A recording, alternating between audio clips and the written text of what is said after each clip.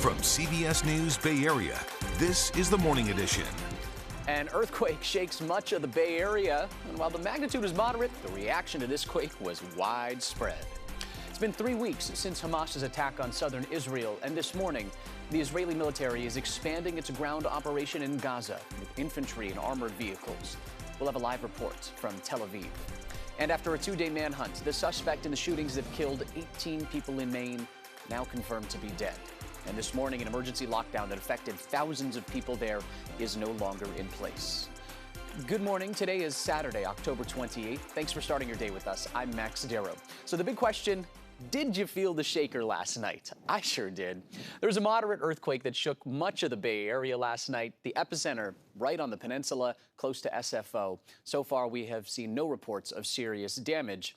Now, this wasn't really a big quake, all things considered, magnitude 3.7, but it sure did generate a big reaction on social media.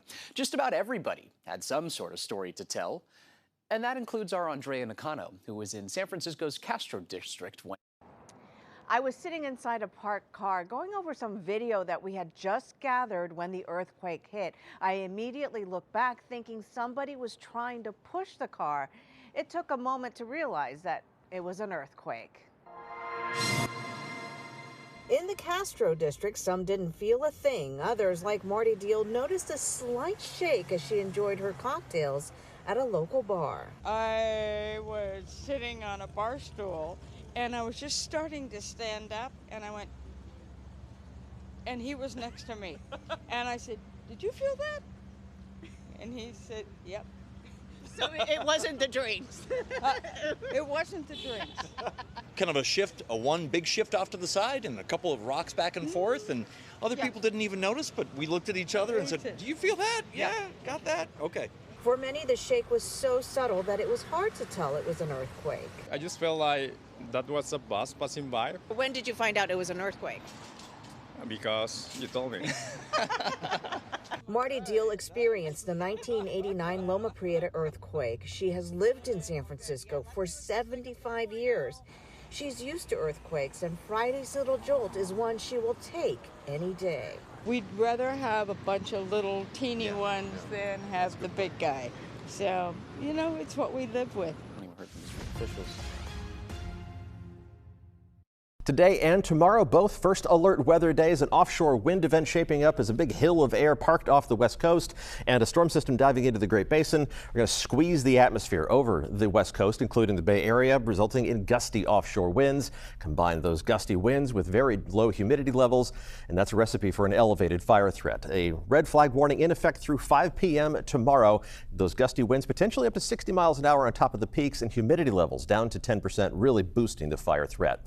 Temperatures today topping out actually within a degree or two of normal. The lower elevations, it'll be breezy, but not as blustery as it will be in the hills.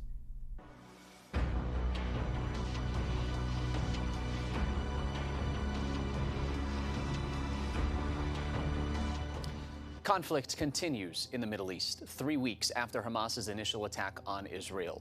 Israel Defense Forces are entering a new stage in its offensive against Hamas. The military says it sent warplanes to northern Gaza Strip early this morning, bombing Hamas tunnels and underground bunkers. Explosions from those airstrikes lit up the night sky over Gaza City.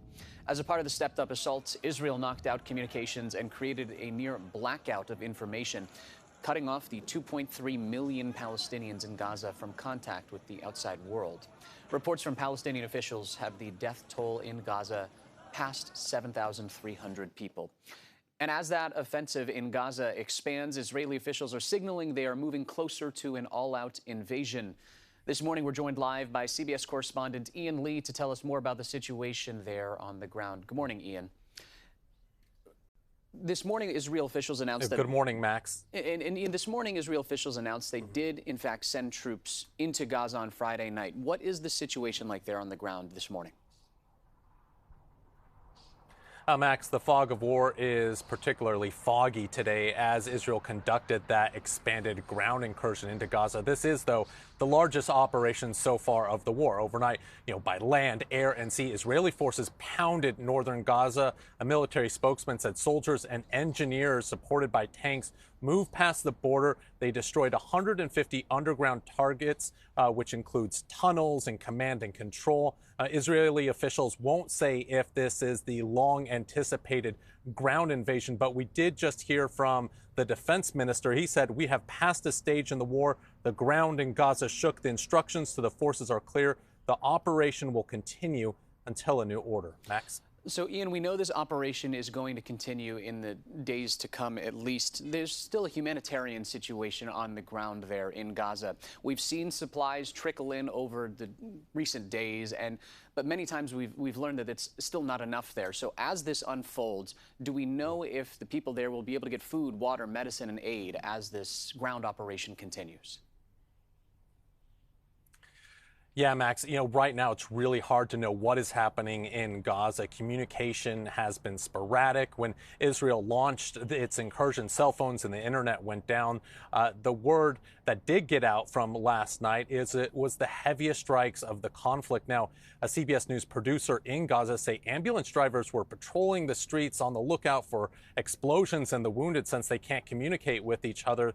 The main hospital in Gaza City is just overflowing with injured people looking for loved ones and those hoping to find safety.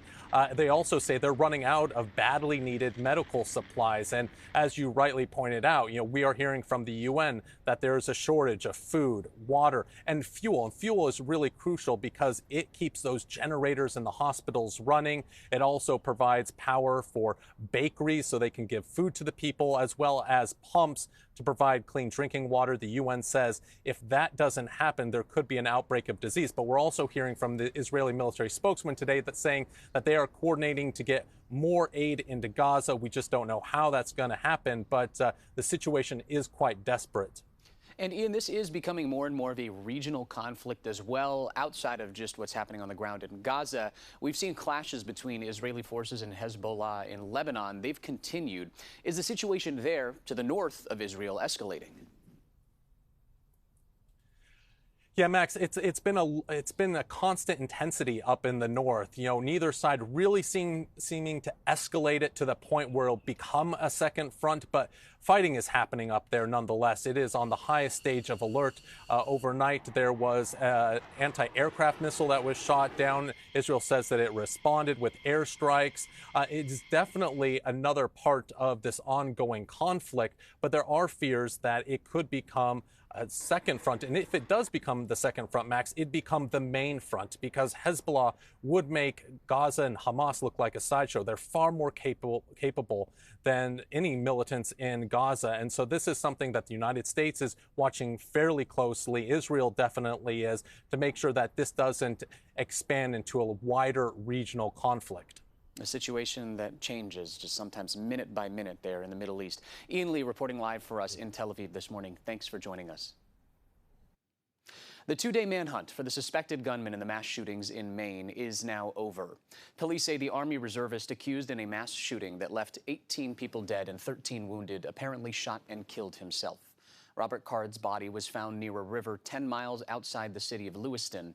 Thousands of people were on lockdown as the manhunt unfolded. The massacre happened on Wednesday night at a pair of businesses, a bowling alley and a bar and grill, where the victims there were just out hoping to have a nice evening. One of them was at work.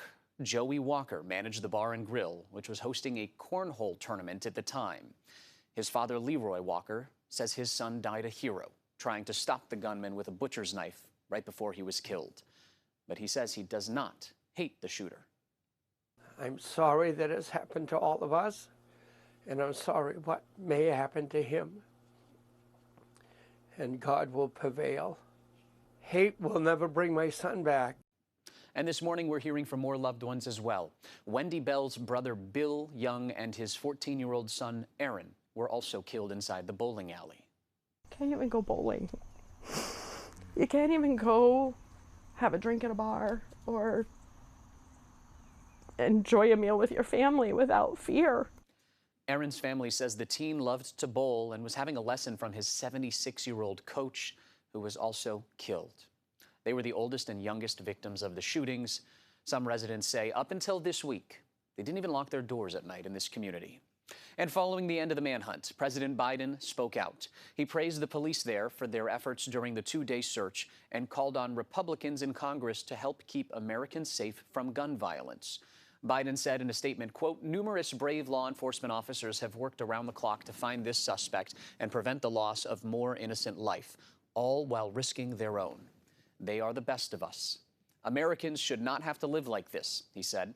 "I once again call on Republicans in Congress to fulfill their obligation to keep the American people safe. Until that day comes, I will continue to do everything in my power to end this gun violence epidemic. The Lewiston community and all Americans deserve nothing less."